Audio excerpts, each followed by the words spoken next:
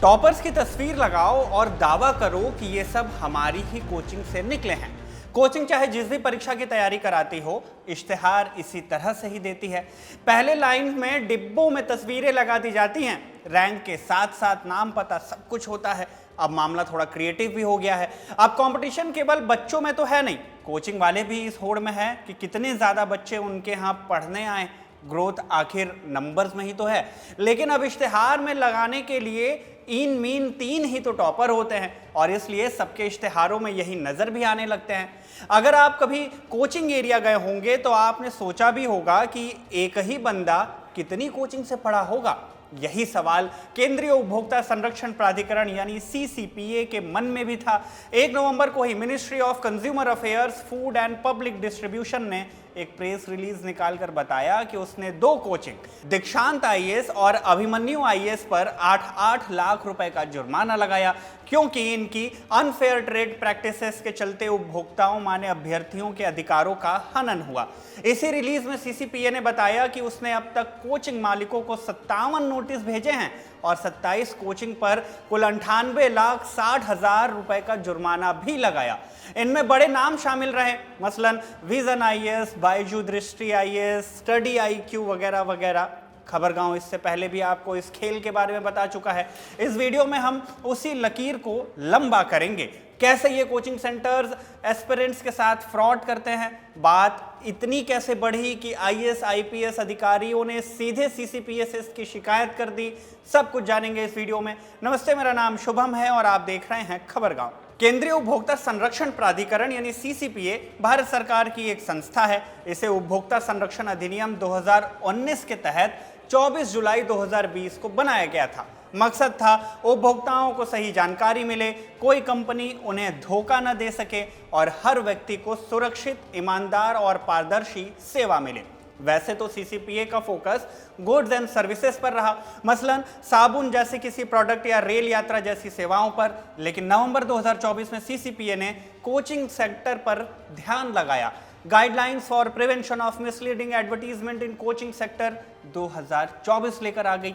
इस गाइडलाइन का मकसद कोचिंग सेंटर में चल रहे भ्रामक विज्ञापनों पर रोक लगाना था। इस गाइडलाइन के बाद कोई भी कोचिंग सेंटर अपने विज्ञापन में झूठे या अधूरे वादे जैसे 100% सफलता, सबसे ज्यादा चयन वगैरह वगैरह ये दावे नहीं कर सकेगा, और अगर करेगा तो सीसीपीए सीधे कार्रवाई करेगी। हालांकि नवंबर 2024 से पहले भी सीसीपीए ऐसे कोचिंग सेंटर्स पर एक्शन लेती रही, लेकिन नवंबर 2024 के बाद से ही सीसीपीए ने एक्टिवली एक्शंस लेने शुरू कर दिए। साल 2023-24 की एनुअल रिपोर्ट बताती है कि बायजूस आईएएस पर मिसलीडिंग एड्स के लिए 10 लाख रुपए, खान स्टडी ग्रुप पर सभी टॉपर्स हमारे स्टूडेंट जैसे गलत दावे के लिए 5 लाख रुपए, इकरा आईएएस पर साल भर में सबसे बेहतरीन आईएएस कोचिंग जैसे गलत दावे के लिए 1 लाख रुपए, चहल एकेडमी पर यूपीएससी रिजल्ट में गलत तरीके से अपना श्रेय लेने पर 1 लाख रुपए, राव आईएएस स्टडी सर्कल पर मिसलीडिंग एड्स के लिए 1 लाख रुपए, अन अकेडमी पर यूपीएससी में सभी रैंकर्स में से 26% अन अकेडमी जैसे अप्रमाणित दावे के लिए 1 लाख रुपए। इन सब के जैसे कुल 11 कोचिंग संस्थानों को नोटिस भेजकर उन पर जुर्माना भी लगाया गया। साथ ही उन्हें विज्ञापन बंद करने का आदेश भी दिया गया। यह आंकड़ा साल 2023-24 का है। साल 2024 और 25 के लिए यह रिपोर्ट तो नहीं आई, लेकिन खबरें जरूर आई। अगस्त 2024 में खबर आई कि सीसीपीए ने 45 कोचिंग संस्थानों को मिसलीडिंग एडवर्टीजमेंट और अनफेयर ट्रेड प्रैक्टिसेस के आरोप में नोटिस दिए। इन 45 में से 18 कोचिंग सेंटर्स पर 38,60,000 रुपए का जुर्माना भी लगाया गया। सितंबर 2024 में खबर आई कि सीसीपीए ने शंकर आईएएस एकेडमी पर मिसलीडिंग एडवर्टीजमेंट के लिए 5 लाख रुपए की पेनाल्टी लगाई। शंकर आईएएस एकेडमी ने अपने विज्ञापनों में यूपीएससी सीएसई 2022 के रिजल्ट को लेकर कई दावे किए थे, मसलन ऑल इंडिया लेवल पर 933 में से 336 बच्चों का सिलेक्शन, कोचिंग के 40 बच्चे टॉप 100 में शामिल, तमिलनाडु के 42 अभ्यर्थियों में से 37 का चयन। ऐसे तमाम दावों के साथ कोचिंग ने खुद को best IAS academy in India का तमगा भी दे दिया था। ये दावे अखबारों, बैनरों और सोशल मीडिया के एड्स में खूब दिखाए जा रहे थे, लेकिन जब सीसीपीए ने इन दावों की पड़ताल की तो पता चला कि संस्थान ने अधूरी जानकारी दी है और जो बच्चे कोचिंग के स्टूडेंट रहे भी नहीं, केवल मॉक इंटरव्यू या फिर किसी गाइडेंस प्रोग्राम का पार्ट थे, उनकी भी सफलता का श्रेय कोचिंग ने खुद को दे दिया। जांच में ये सारे दावे गलत पाए गए, जिसके बाद सीसीपीए ने शंकर आईएएस एकेडमी पर 5 लाख रुपए का जुर्माना लगाया और आदेश दिया कि ऐसे सभी भ्रामक विज्ञापनों को तत्काल बंद कर दिया जाए। अमूमन जब किसी मार्केट में किसी एक के साथ ऐसा होता है तो बाकी के लोगों के लिए ये एक सीख का काम करती है, लेकिन शायद हर कोचिंग सेंटर वाले यही सोचते हैं कि जब तक उन पर कार्रवाई ना हो वो इस मिसलीडिंग एडवर्टीजमेंट को जारी रखेंगे। पर हम ऐसा बोल क्यों रहे हैं? वो इसलिए क्योंकि इस घटना के बाद भी कोई खास सुधार देखने को नहीं मिला।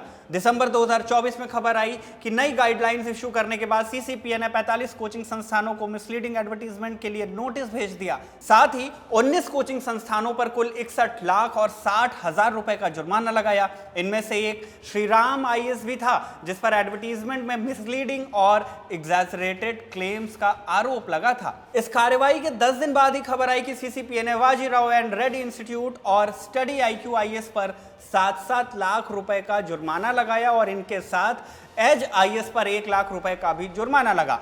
तीनों पर ही आरोप थे कि इन कोचिंग सेंटर्स ने अपने एड्स में यूपीएससी CSE 2022-23 के रिजल्ट में भ्रामक दावे किए थे।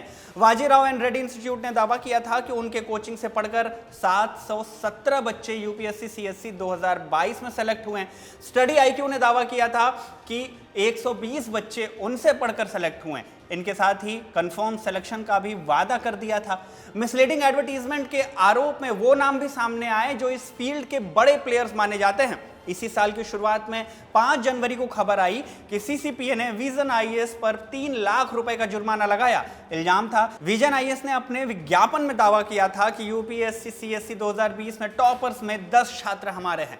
विज्ञापन में सभी सफल उम्मीदवारों के नाम और तस्वीरें भी लगाई गई, लेकिन ये नहीं बताया गया कि उन उम्मीदवारों ने संस्थान से कौन सा कोर्स लिया था।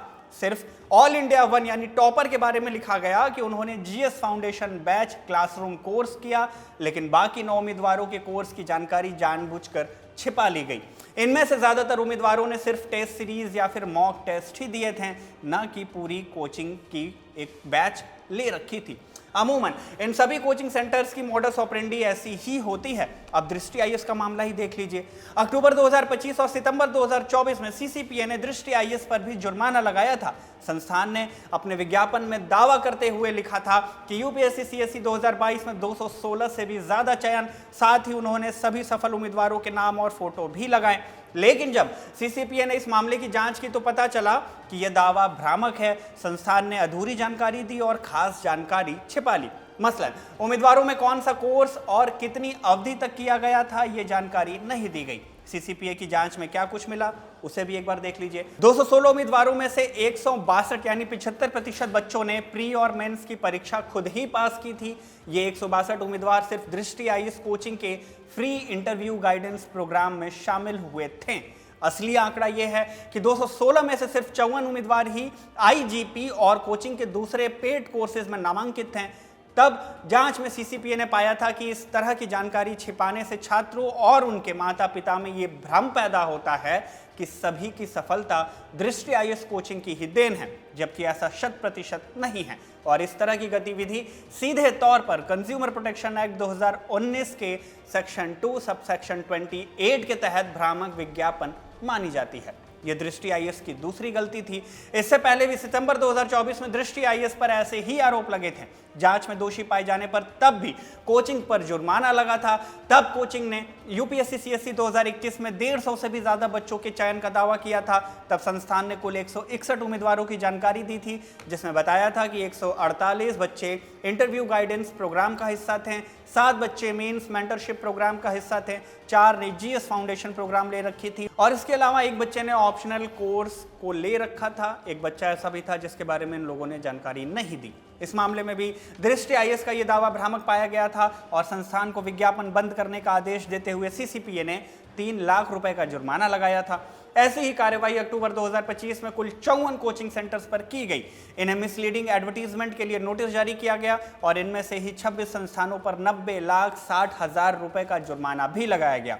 कोचिंग सेंटर्स की इसी प्रतिस्पर्धा में शिकार होते हैं आंखों में सपने लेकर आए वो छात्र जो इनके झूठे दावे का शिकार हो जाते हैं, लेकिन इनमें से कुछ ऐसे भी होते हैं जो इसके खिलाफ आवाज उठाते हैं, जैसा कि अभी एमपी काडर की आईपीएस मिनी शुक्ला और पंजाब काडर की आईपीएस नताशा गोयल ने किया।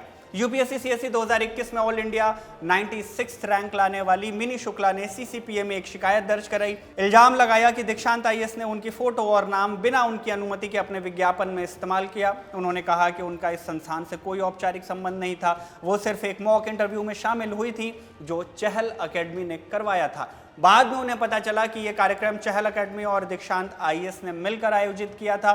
सीसीपीए ने आरोपों की जांच की और पाया कि दीक्षांत आईएएस ने अपने विज्ञापनों में दावा किया कि 200 से ज्यादा बच्चों के रिजल्ट्स यूपीएससी सीएसई 2021 में सफल हुए।